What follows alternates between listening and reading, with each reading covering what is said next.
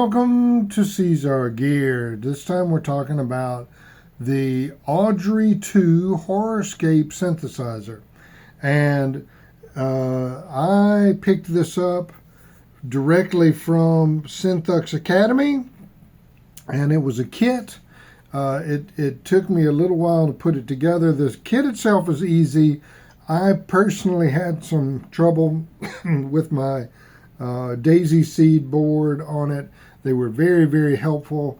We got it all fixed, and it is up and running and working, and it has been absolutely fantastic. I really enjoy this. This makes incredible foreground and background sounds, and it is a feedback simulator.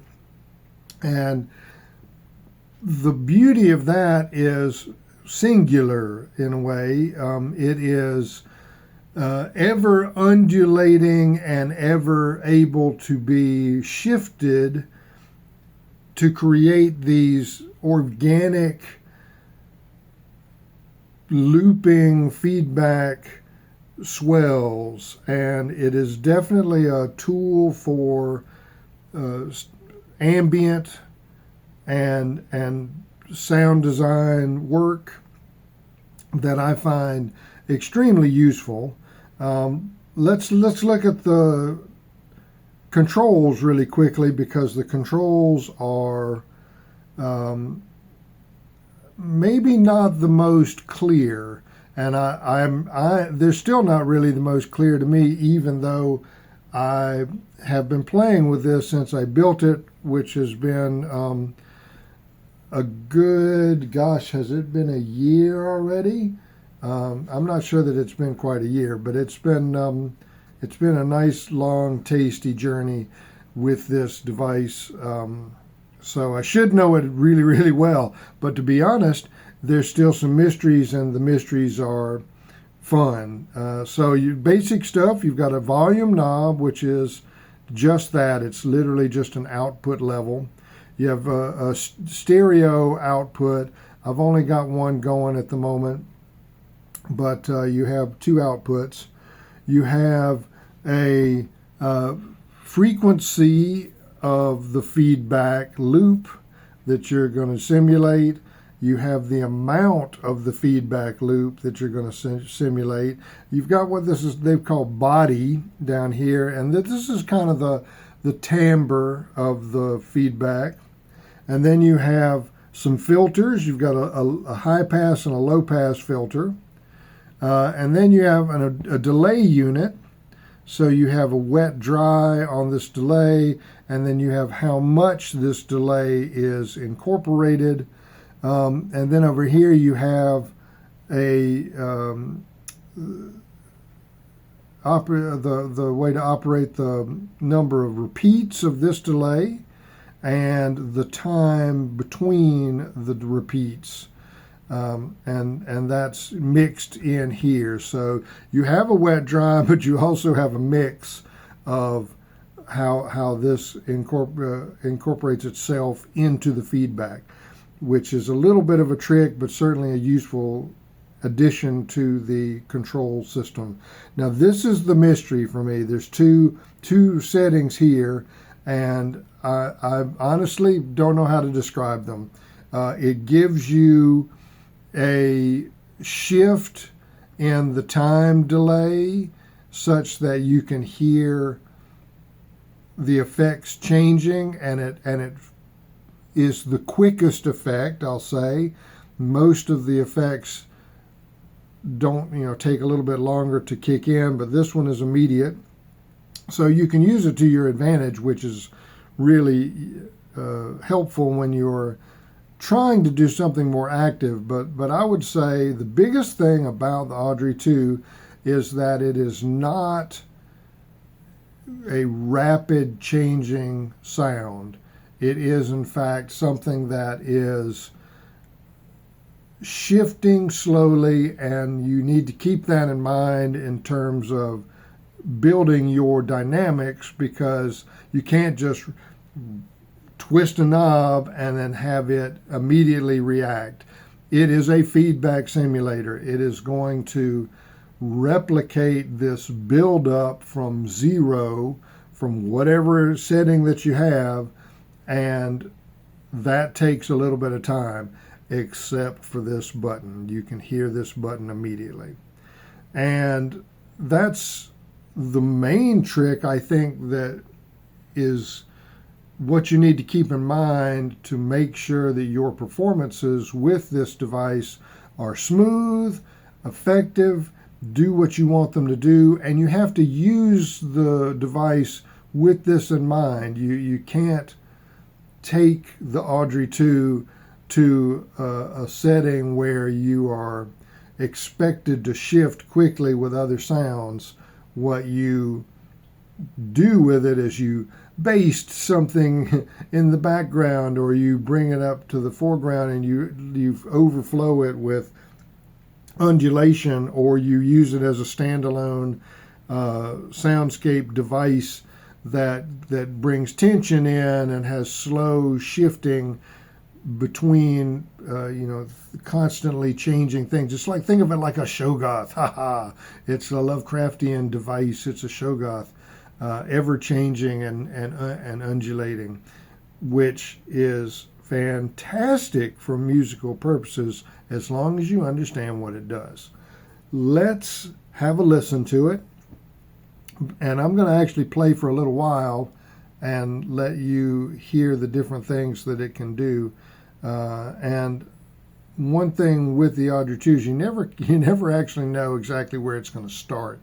You can kind of get things set, turn the volume down and turn them back up and get the same thing, but never really, because it's always looking to change, and it always changes so slowly that while you have the volume down and you wait a minute and you go back to it, it's something that wasn't there before, which is kind of fun. Or it's extremely fun, actually. So here we go. Let's just have a listen.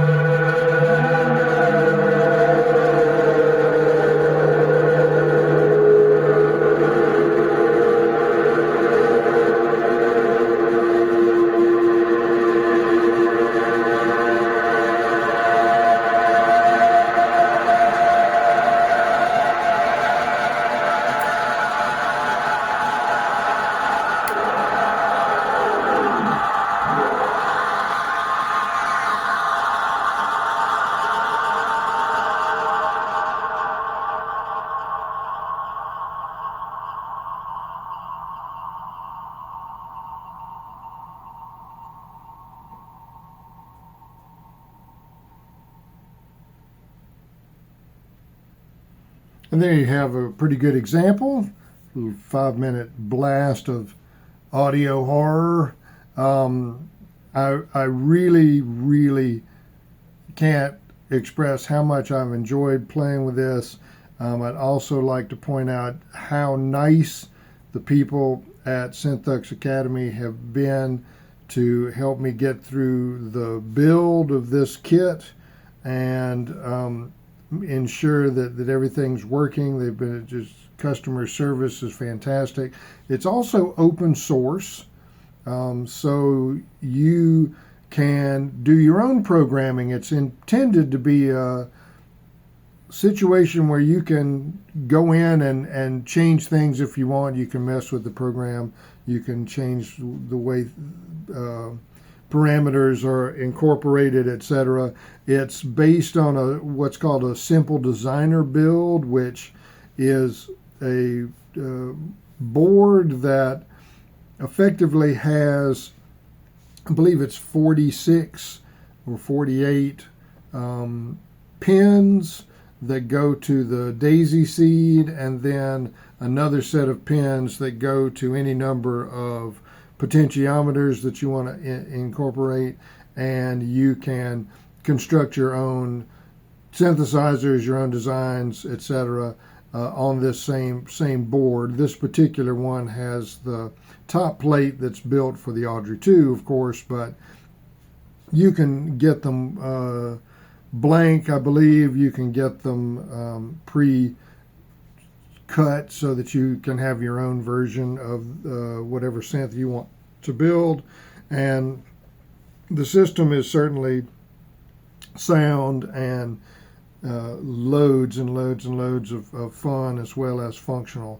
It's pretty. You can see how big it is. It looks like it's about maybe 5 or 6 inches by 9 inches maybe, and it is run by USB power supply, and this is a C USB port on the daisy seed. It goes directly to the daisy seed, and so it's easy. Most guitar pedal power supplies these days have a USB port or two, and as do many power strips. So I don't have any problem with the power on it.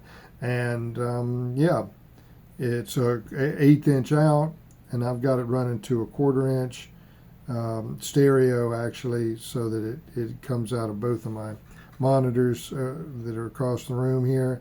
And standard stuff. I can't remember how much I paid for it. I believe it was around, I want to say $300 US, something like that. But I'll have to check and put that in the description. I should have looked before I started filming. I apologize.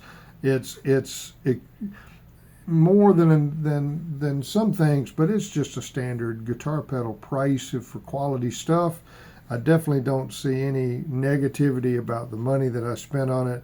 It's gotten lots and lots of use. It travels well.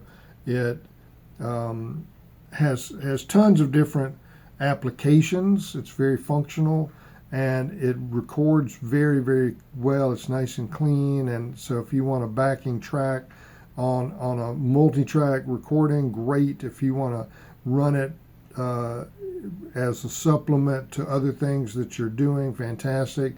If you want to use it as a primary source of disturbing sounds, then also it's a bonus. I plan on trying to use it in an art gallery exhibition that I'm hoping to do in the spring of 27. So we'll see how that goes, but I can't imagine it's going to be anything but fabulous, because the Audrey 2 is a freaking plus. Definitely consider getting one if you are on the fence. I am pushing you towards getting one. If you've already gotten one, let me know what you think of it. Let me know how your tricks, what you do with it, and if you have any questions, of course, post about that. So it's that time of the video for you to, tell me what you think. And that's it for now. We've got the Audrey 2. Thank you for watching. You can always catch up on all these videos here on YouTube with the Seesar official channel or on SeesarMusic.com/gear. And if you want to catch a little preview of some of these things, so the IG channel is Seesar_gear, and you can check out more things there as well. And I will see you all in the next one.